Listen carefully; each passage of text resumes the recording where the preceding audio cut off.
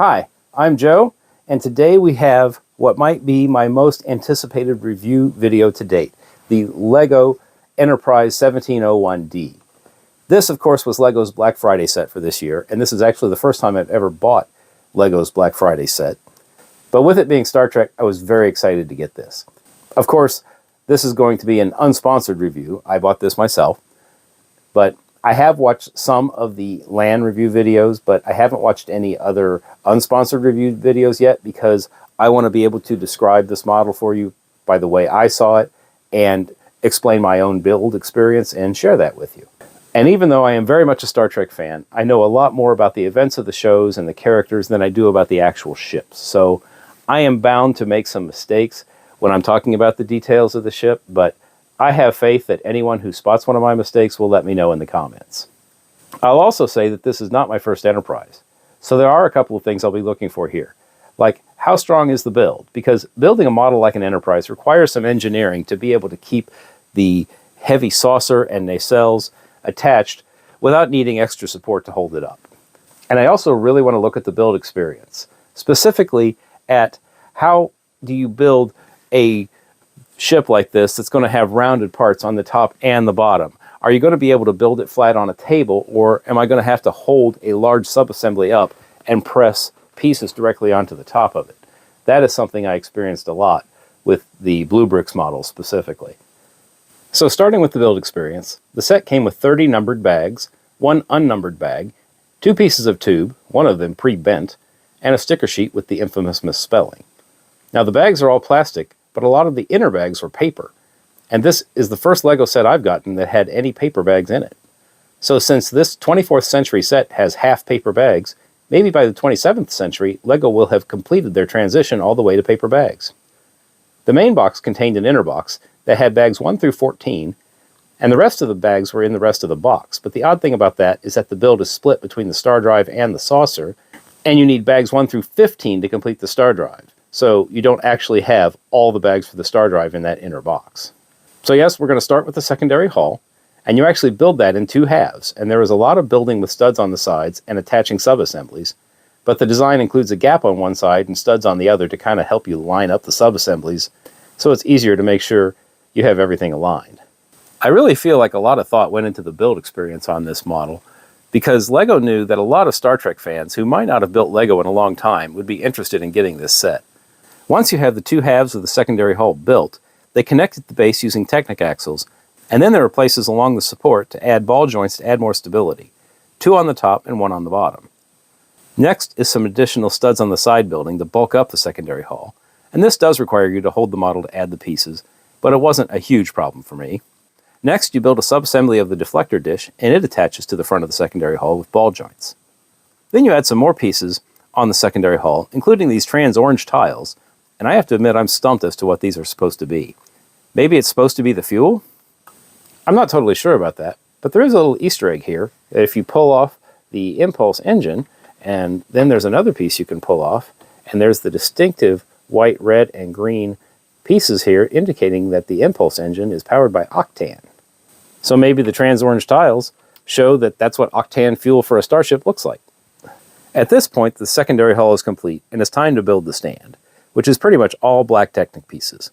One odd thing is that bag 10 tells you to use the pieces from the unnumbered bag, which are these long Technic bricks, but you also need bag 11 to complete the stand, and that bag actually contains more of these same pieces within the numbered bag, so I don't know why those pieces couldn't have been included in bag 10 too.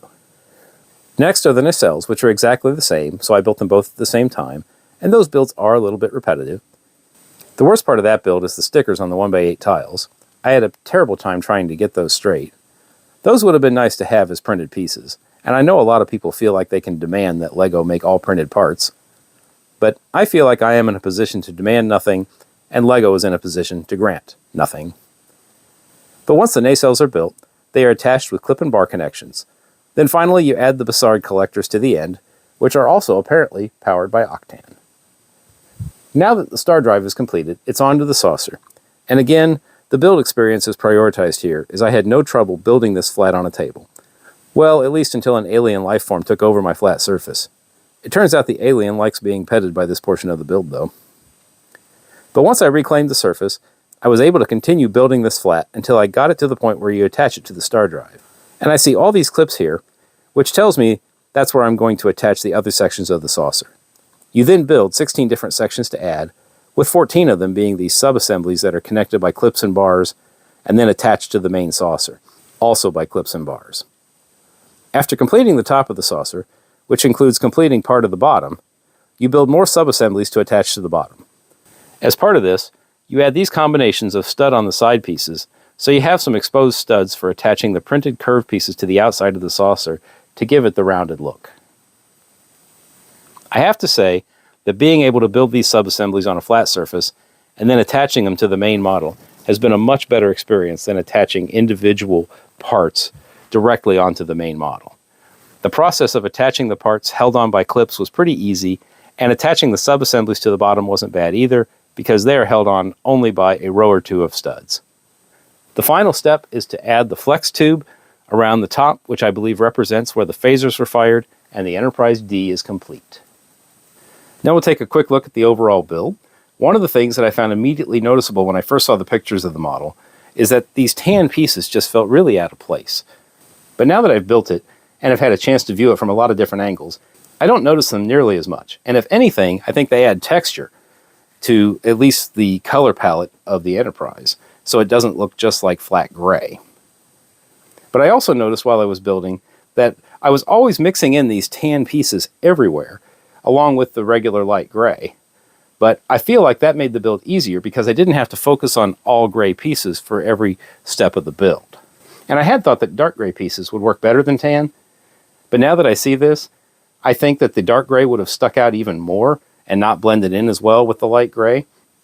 Now another part that bugged me about the initial pictures was how visible the flat edges were right here on the sides where the plates end and the curved pieces begin on the edge.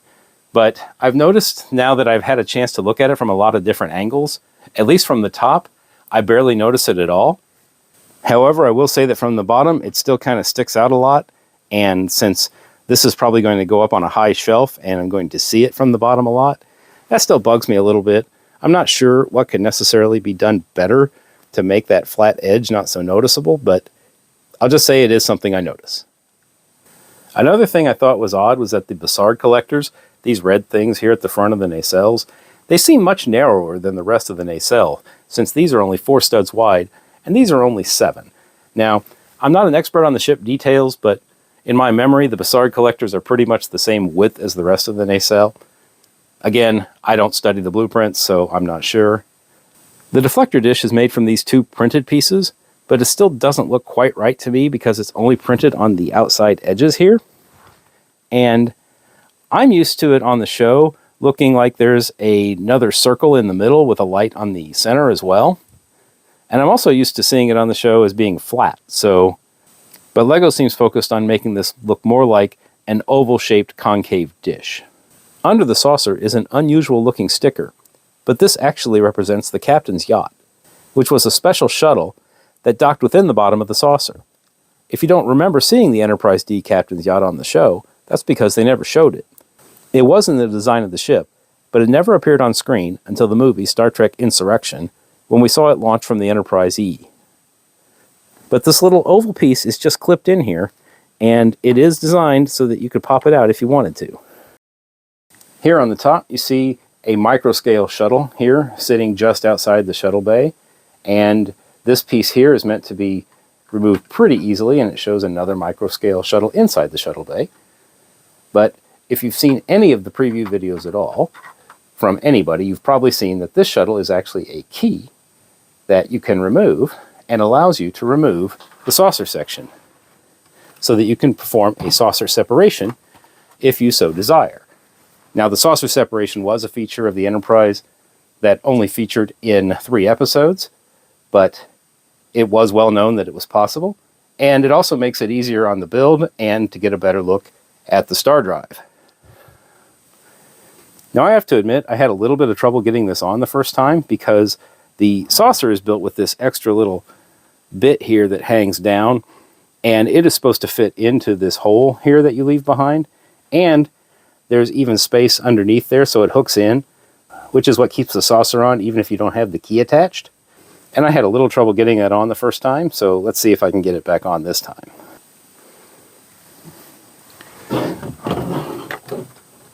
All right, I'm going to give it a shot here.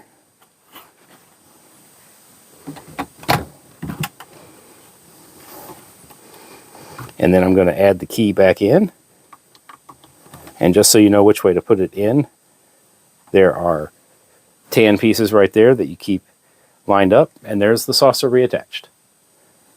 One last thing about the saucer is I want to point out this detail here is that we've got these orange tiles to represent the saucer's impulse engines, and I want to make sure that I point that out this time because I labeled them wrong when I was reviewing the BlueBrixx version of the Enterprise D, and I want to make sure I get it right this time. And finally, I've gone ahead and taken the saucer off again because I want to show how the ship attaches to the stand. It just slides onto the stand. There's no stud connection, and you can see it slides right off. The stand just has these two beams here that you build up, and the star drive section here has two slots in the bottom, and it just slides on. But if you didn't want it on the stand and you wanted to set the star drive by itself, it would be kind of imbalanced. And likewise, if I put the saucer on, it would lean forward. But I think if you hold it properly, it is safe to swoosh it around, even though it is a very heavy model. In fact, let's see if I can one-handed here get the saucer put back on.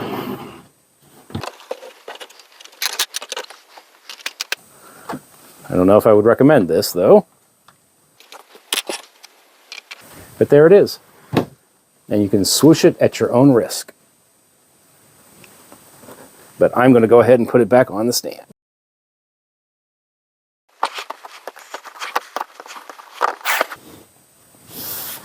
Not easily, but there it is. Now, even though this isn't a minifigure scale model, it did come with a full set of minifigures, and it even came with the stand to display them on. In fact, the minifigure stand is the first thing you build in bag one, and it contains a stickered piece here for showing that this is the cast of Star Trek: The Next Generation. And I've already kind of reviewed these figures in my preview video, but I'll just take a quick look at them now.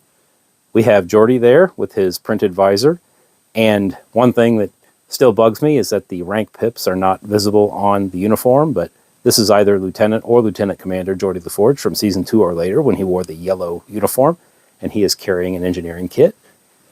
And this is Counselor Deanna Troi in one of her purple outfits. She wore numerous outfits throughout the show, but the purple one didn't actually debut until Season 2.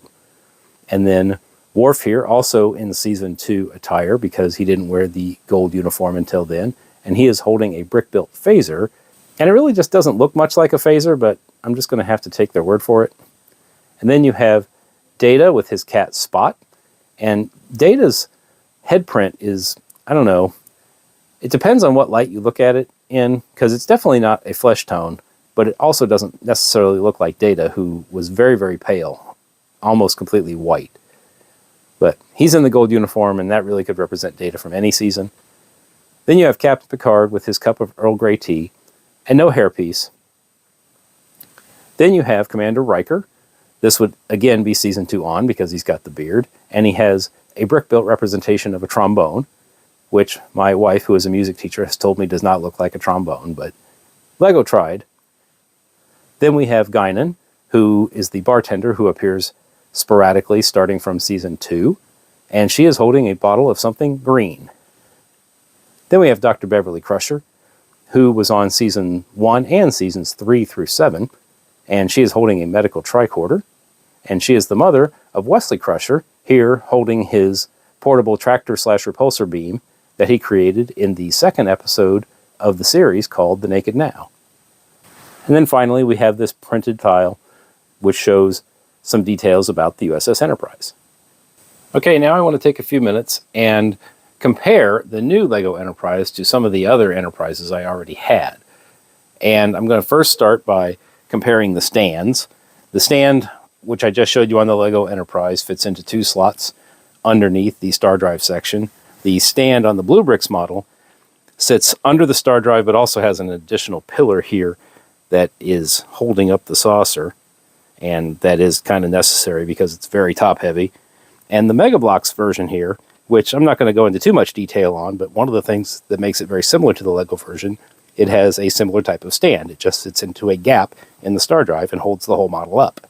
Next, I'll look at the nacelles, which Lego did as 7 studs wide here for the body, but only 4 studs wide here at the front, which I think is why I think they look so awkward. But if they wanted to do this stripe here down a 1x8 tile, they would have to have done an odd number for the number of studs of width of the nacelles. But the BlueBrixx version here went only 6 studs wide, but it also used printed pieces, and so its stripes are a little bit wider. And I think that those nacelle widths, even though they still look wide at 6 studs, I think it fits a little bit better. But also, if you look at the overall model, the BlueBrixx model is actually significantly smaller than the Lego model. So maybe being 6 studs wide keeps it in scale. Meanwhile, the Mega Bloks model uses just sloped pieces there, and it has tiles with stickers over assembly for the printed detail. Now, the side of the nacelles, here on the Mega Bloks version, they use dark blue for the lights, and BlueBrixx kind of did the same thing, whereas Lego went with the lighter blue, which I actually think looks a little bit better. Then the Bassard collectors, which I've already talked about. I do like that Lego has used trans red pieces for the front. I think that looks better. But I think the ratio of 4 to 7 studs looks off to me because I got used to the BlueBrixx version, which just uses these macaroni pieces that I think cover a width of about 5 studs, and that ratio of 5 to 6 makes them look about the same size as the rest of the nacelle. The Mega Bloks version here just uses, again, sloped, translucent pieces. Now, Mega Bloks version came out in 2004 when there weren't really that many other types of pieces being made by any brick company, so its limitations are going to be obvious.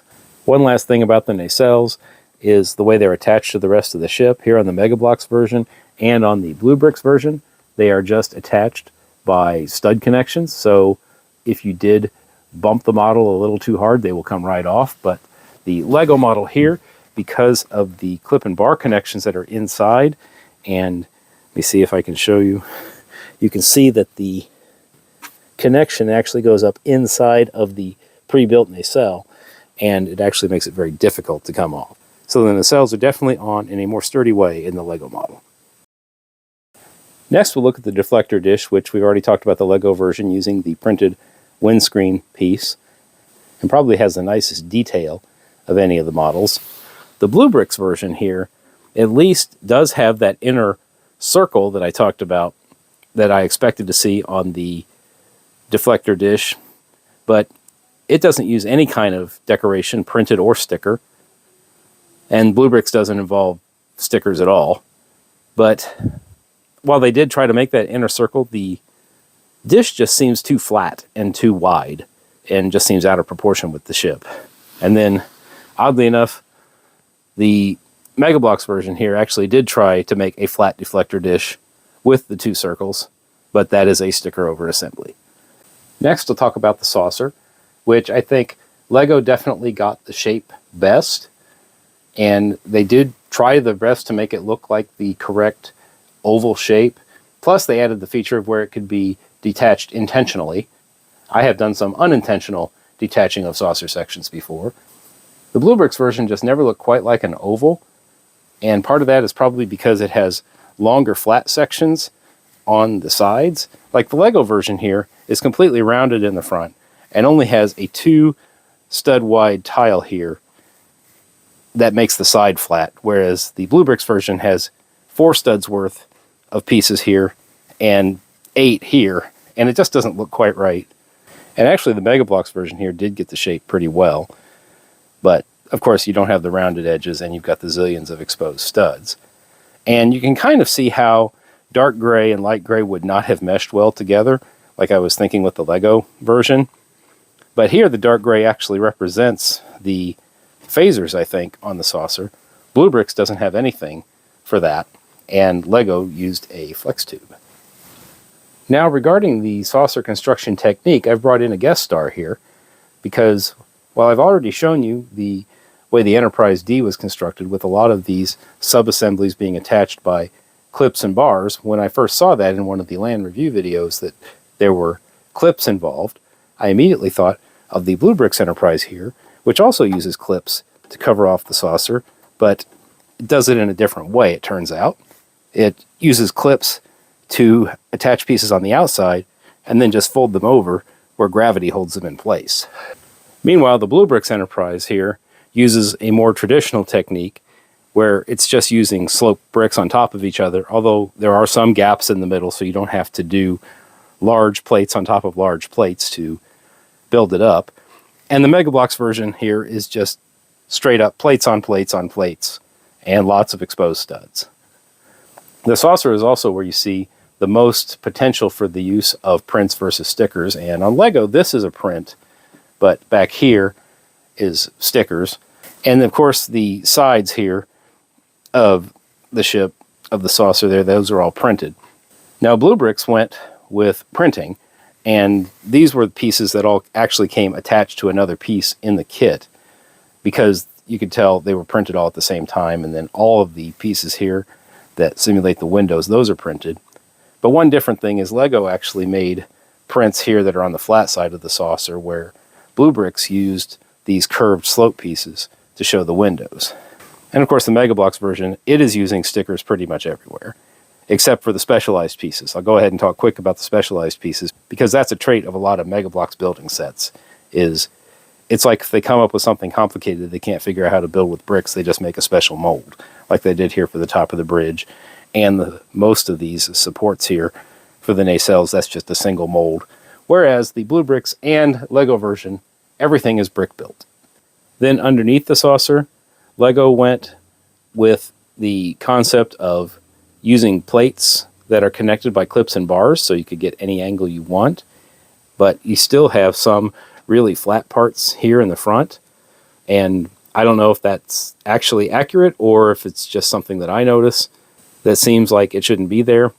The BlueBrixx version here is mostly just tiled off. I mean, there's still quite a few anti-studs exposed here, but these are plates or tiles that have studs upside down for closing off anti-studs, and then just a few of these larger sloped pieces to create any other semblance of any kind of curvature on the bottom of the saucer section. And of course the Mega Bloks version is just anti-studs galore, but yet that's the only version that used these black bricks to show the phasers that are on the bottom of the saucer. Now, closing with minifigures and side builds, the Mega Bloks set did come with a Picard minifigure, complete with rank pips printed on the torso, and he has a specially molded head, which is more like what Mega Bloks figures look like, and he is holding a phaser, and he is standing on a stand that shows him as Captain Picard. And the stand for the ship here, I believe that's a printed piece that shows "to boldly go where no one has gone before," and it is even spelled correctly. The BlueBrixx set here didn't come with any minifigures. There was a brief time when BlueBrixx was offering minifigures, but I didn't buy the ship at that time. But it did come with this display plaque, which just shows the Starfleet logo and the length of the ship on two 6x6 printed tiles. And then finally, we've already looked at the Lego minifigures, which came with the display stand and the printed tile showing the details of the ship. Then finally, one of the biggest differences between the models is the cost. Now, the Mega Bloks model cost about $100 when it was new, and really Mega Bloks was not significantly more expensive or cheaper than Lego at the time, and really isn't now. So there's not really a significant difference there based on how much is there versus how much would be in a similarly sized Lego set. The BlueBrixx set, however, was significantly less expensive. That is just under 2,000 pieces, and I believe it retailed for as low as $120.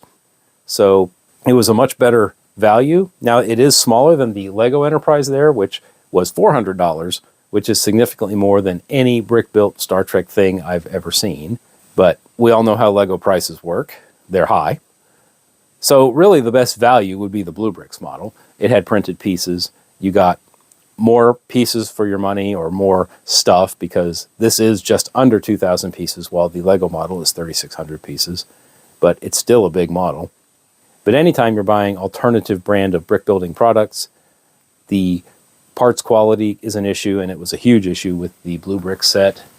And there's an example here of the part quality right here, this dark gray curved tile in this set, and I think it has to do with the pieces underneath it.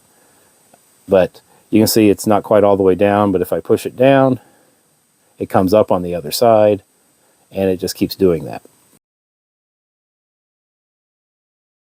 And that's just one example. I know there was another piece in here, a big one, that was mangled a little bit, but I was able to get it on enough to be able to build the model.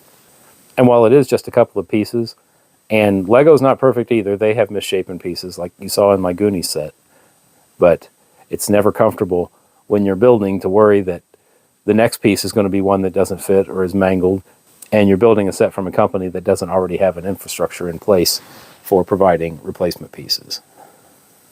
Just like Star Trek: The Next Generation, all good things must come to an end. But before we wrap up this video, I want to talk about the gift with purchase set that I got on Black Friday, which is the Type 15 Shuttlecraft, the Onizuka, named after a NASA astronaut who was killed in the Challenger disaster. But this is a nice little build, and probably would have been a perfect build to introduce a Star Trek fan to Lego if they didn't want to spend $400 for a set. But it is a nice little bonus. You get this Shuttlepod here that has doors that open, and it actually will seat 2 figures. It does come with one, which I'll show in just a minute.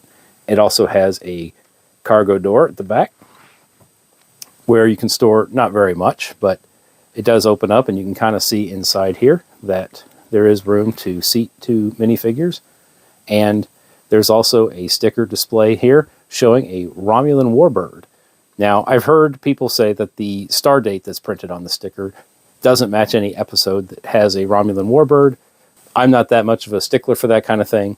However, in Lego's announcement video, it was mentioned that the Romulan warbird showing up in front of a shuttle is from the episode The Mind's Eye, in which Geordi was kidnapped by the Romulans and brainwashed in Star Trek's remake, essentially, of the Manchurian Candidate. And the Lego announcement video also suggested that there is a future model of a Romulan warbird coming out, which I would welcome very much. All of the other details on the outside are stickers. They are clear stickers, at least, similar to the Space Shuttle Enterprise, so you shouldn't have the problem of the sticker color not matching the background. But I especially do not really enjoy doing these long, narrow stickers because I really want to get them straight and try to have them line up from tile to tile. The minifigure here is of Ro Laren, who was a recurring character on Star Trek: The Next Generation, starting in Season 5 with the episode Ensign Ro, which that was obviously her rank, but she appeared in 8 episodes total, with her final episode being Preemptive Strike, when she had achieved a rank of Lieutenant. But of course, there are no ranking pips on the minifigures.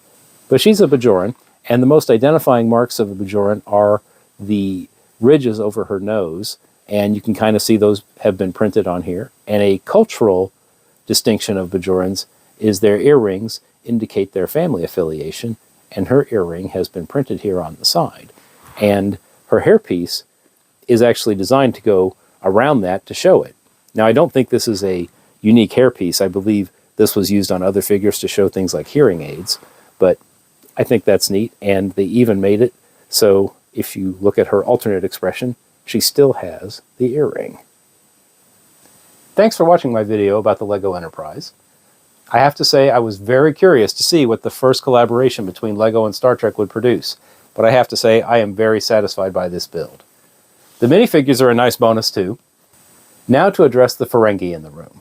I know the $400 price tag will make this set inaccessible to a lot of people, but I also admit that I already have a financial blind spot when it comes to Lego, and Star Trek only makes that worse. So I'd say, if you love Star Trek and you're willing to spend $400 on a Lego set, you will be happy with this set. The Shuttlecraft is a nice bonus, but I wish it was a set you could just go buy, as I'm sure a lot of people do because it's gone now. But I do hope that Lego takes notice of how quickly the big set sold out. Lego stopped taking back orders somewhere on the afternoon of Black Friday, so within, I would say, about 15 to 18 hours, you couldn't even place an order for the Enterprise anymore. So I hope Lego notices that that shows that there is demand for Lego Star Trek sets, and they will start making more in the future, and not just hint at it with the stickers that are in some of the sets. 2026 will be the 60th anniversary of the airing of the first episode of Star Trek The Original Series, so I think that would be a great time to release a new model of the original series Enterprise, although the models I would most like to see would be the movie version of the Enterprise with the original cast, the Klingon bird of prey, and a Romulan warbird. But today, I'm really happy with the Enterprise D, and today is a good day to build.